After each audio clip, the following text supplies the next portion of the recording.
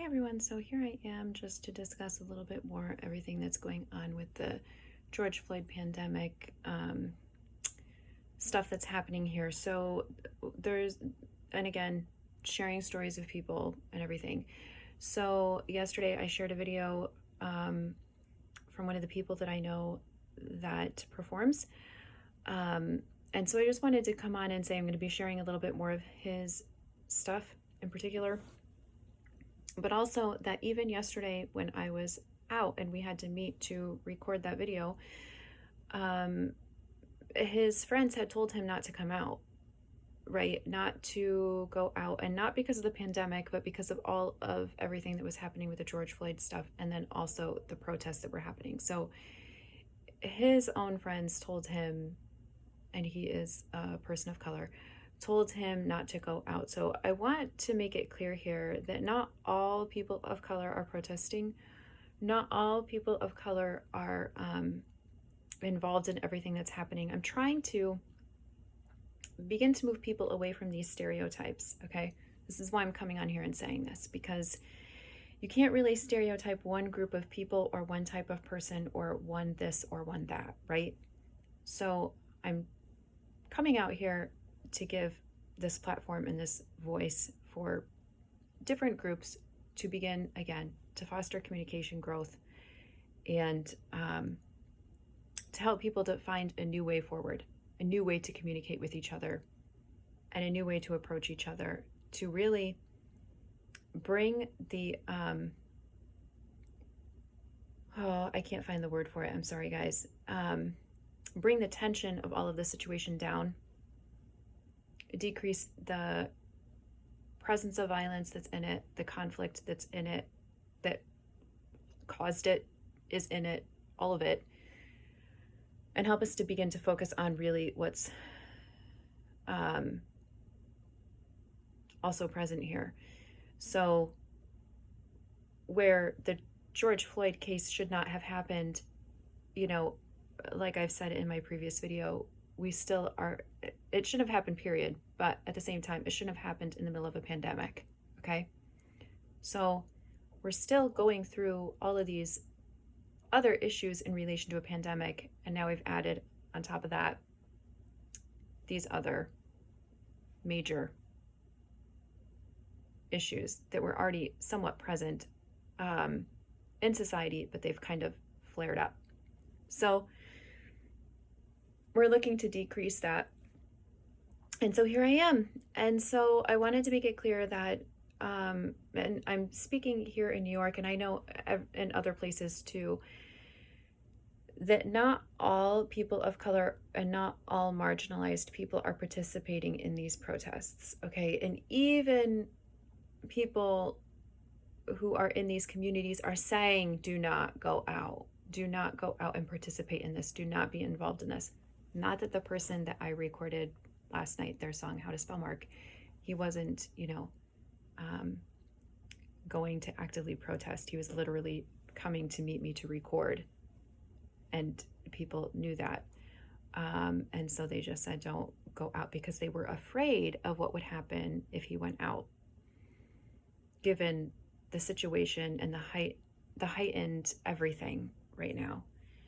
So out of fear, they told him not to go out. And that in itself is a whole other issue, right? Like, this person should be able to go out and record a quick song, right? Just a few minutes long, or even go out for a walk in the park like other people here, maintaining appropriate social distancing and everything. He shouldn't have to be afraid to go out, and his family members shouldn't have to be afraid for him to go out, right? Or for him to be present in the community. And granted, he didn't heed that. He came out and recorded anyway. But I'm saying this because this is also present with a lot of other people, right? He's not the only one whose family members told him not to go out because of what was happening, or not to, have said things to him out of fear of what may happen if he did go out. So I just want to make people aware of other people's situations because the headlines and the articles are not helping with any of this, really. It's in some ways it's causing more of a flare up. So,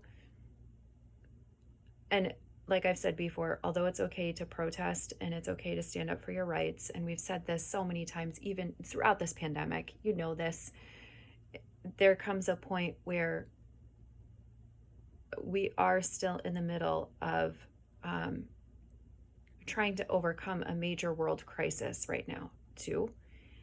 And so all of that needs to be taken into consideration as well. That's not something that can just be thrown to the wayside. And I'm saying that as someone who has been involved in different conversations to figure out a plan forward, right? Or to help with reopening in some ways and figuring out what that looks like, or even helping to decrease numbers and what that looks like, or people getting the things that they need and all of those areas. So that's why I'm coming on here and saying all this.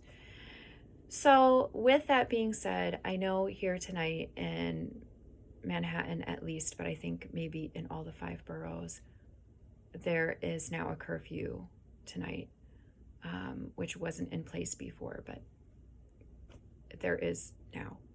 So hopefully that will help in some ways. We will see. Again, since I kind of checked out yesterday after everything, because I'm dealing with so much at one time, I'm not really sure everything that happened here in the 5 boroughs, or even outside of here. I do know, upstate, that protests also happened up there and fires also happened up there and everything. So I do know that there has been more flare ups. That's what I'm going to call all these things that need to be decreased and brought down to a state where normalcy is present, right? But also where things change. It's good to be having the conversations and thinking about ways forward and how to create the change that's needed. But again, we've been having these conversations before there were protests. So even, during the pandemic, we've had the conversations of the marginalized groups and how they've been affected and how to best help them, right? Or people who have lost their positions, or I don't know, guys, there's so many factors to it. We've had so many different conversations, but they have been had, and I have seen things change in a positive way, okay? So I'm here to also say that there is hope that things will change for the better and in a positive way.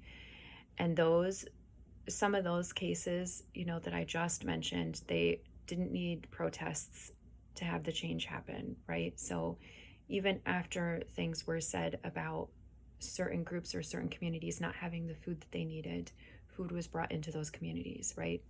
Change happened for those communities when it was addressed that people didn't have access to different medications or different, or even the testing or other things that had to be brought up in relation to marginalized groups and impoverished communities. Again, changes, I saw them immediately in the next couple days. So I want to reaffirm the fact that change can happen, change for the good can happen. I don't want anybody to lose hope for that, and that it may not take something so drastic as some of the protests that are happening now.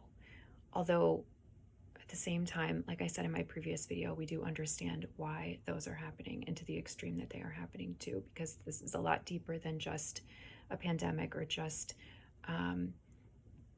people being impoverished or not having the supplies that they need.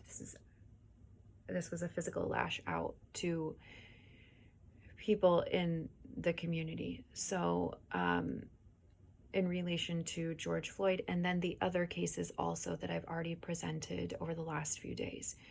So, and there are multiple more, like I just said in the previous video. So there's your note for tonight on all of this. Tomorrow will look different. I will try to do, I'll try to come on live tomorrow during the day, because right now it's, getting late and it's pretty dark and I'm pretty tired. So I will try to come on earlier tomorrow and give you more information, and you'll see me start to share at least 3 or 5 other things because they've been sitting aside waiting to be shared while I was working through other pieces for the foundation that I needed to do. So now that those pieces for the foundation were completed today, I can share these other things with you and get them to you, so that even, so that your own perspective is broadened, but then also so you can have the conversations and also help in whatever ways you find that you can help with this situation on top of the pandemic. So there you have it. I will check in tomorrow and send more tomorrow. Know of our prayers, know of our, hope that everything's getting better, and our knowledge that it actually is. And of course, our determination and everything else, right? And know that we are still advocating, still creating the changes that are that have needed to be made nationally and internationally, and that we hope to see things continue to open up in a beautiful way, and for people to begin to return to a new state of being and a new way of being, while also having the beautiful pieces pre-pandemic come fully forward again. Okay, so know of our prayers. We're here. I'll continue to post stuff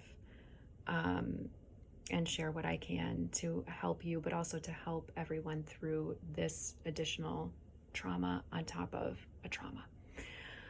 Okay, with that, I'm signing off. Ciao, and arrivederci.